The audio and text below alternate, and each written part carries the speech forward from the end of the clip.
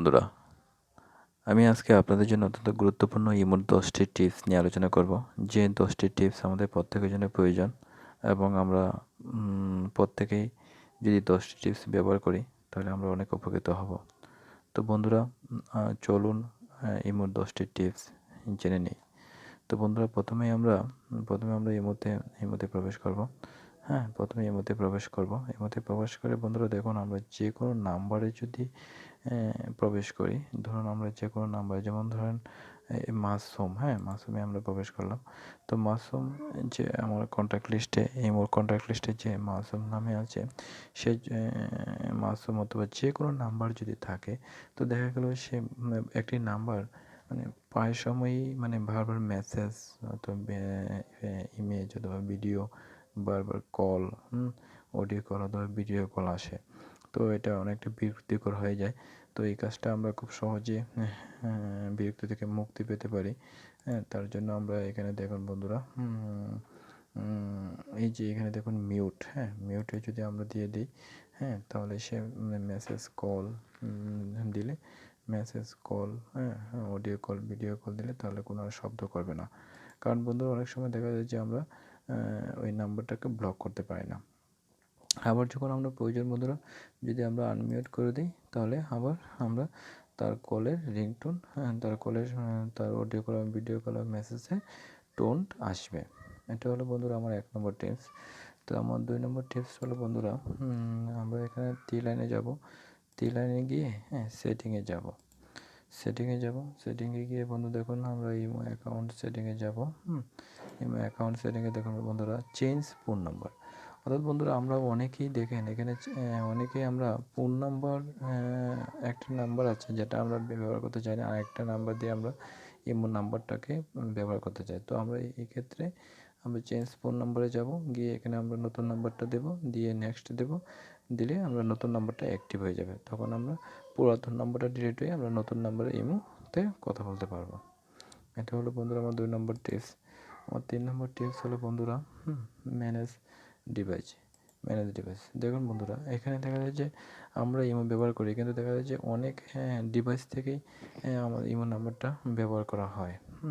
তখন বন্ধুরা ইচ্ছা করলে আমরা যে ডিভাইসগুলো আমাদের অপরিচিত, আমরা এখানে ডিভাইসে ক্লিক করে আমরা ডিলিটে ক্লিক করলেই এটা ডিলিট হয়ে যাবে।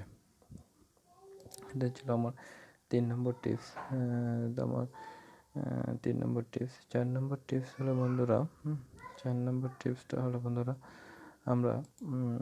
আমরা যাব ফাংশনে। ফাংশনে বন্ধুরা দেখুন,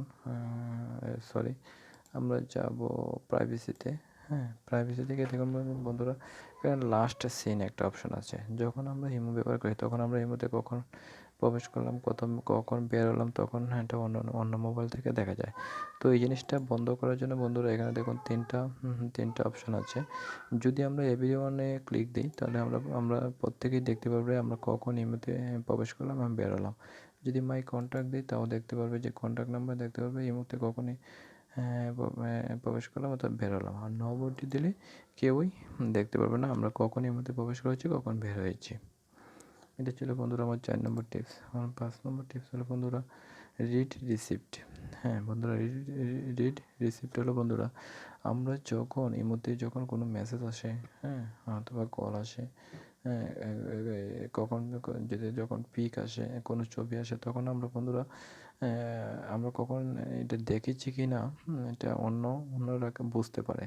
তো বন্ধুরা, যাতে না বুঝতে পারে আমরা কখন এই মধ্যে ঢুকেছি অথবা বের হয়েছি এবং আমরা মেসেজটা দেখেছি কিনা, তার জন্য আমরা কি করব, এখানে দেখুন বন্ধুরা, রেড রিসিপ্টে ঢুকে আমরা 3টা অপশন আছে, 3টা যদি এভরিওয়ানে আমরা ক্লিক দিই, তাহলে আমরা দেখতে পারবো যে এখানে প্রত্যেকে দেখতে পারবে যে মেসেজটা পাঠিয়েছে, সে দেখতে পাবে যে আমরা মেসেজটা দেখেছি কিনা অর্থাৎ সিন করেছি কিনা।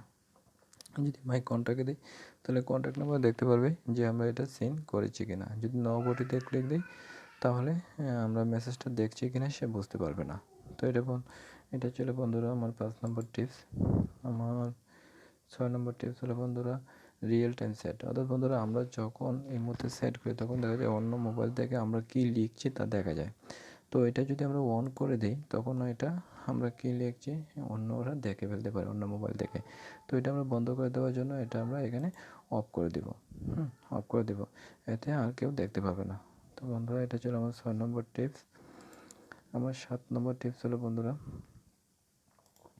জেনারেল অপশানে যাব।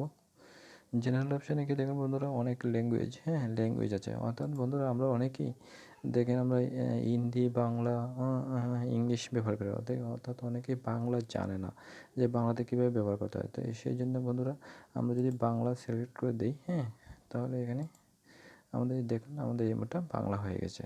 এই দেখুন সেট, আমার স্থান, এক্সপ্লোর, পরিচিতি, আমাদের পুরোটা বাংলা হয়ে গেছে। তো এই জন্য বন্ধুরা আমরা কী করব, আমরা এখানে ল্যাঙ্গুয়েজটাকে চেঞ্জ করে দিতে পারবো। আমরা ল্যাঙ্গুয়েজটাকে চেঞ্জ করে আমরা ল্যাঙ্গুয়েজটাকে চেঞ্জ করে দিতে পারবো। ল্যাঙ্গুয়েজটাকে আমরা চেঞ্জ করে দিতে পারবো। এই দেখুন বন্ধুরা এখন যদি আমরা আবার ডিফল্ট দিই তাহলে এটা আবার ইংলিশ হয়ে যাবে। তো বন্ধুরা এখন আবার আমরা এর মধ্যে কী করলাম, প্রবেশ করলাম, এই জেনারেলে ঢুকলাম। এটা ছিল বন্ধুরা ল্যাঙ্গুয়েজ সংক্রান্ত যে টিপসটা দিয়েছিল আমার 7 নম্বর টিপস। আর একটা দেখুন বন্ধুরা আমরা ইমো স্টোর হলো বন্ধুরা আমরা যখন কেউ ইমোতে ছবি পাঠাই অথবা ভিডিও পাঠাই আমরা গ্যালারিতে সেভ হয়ে যায়।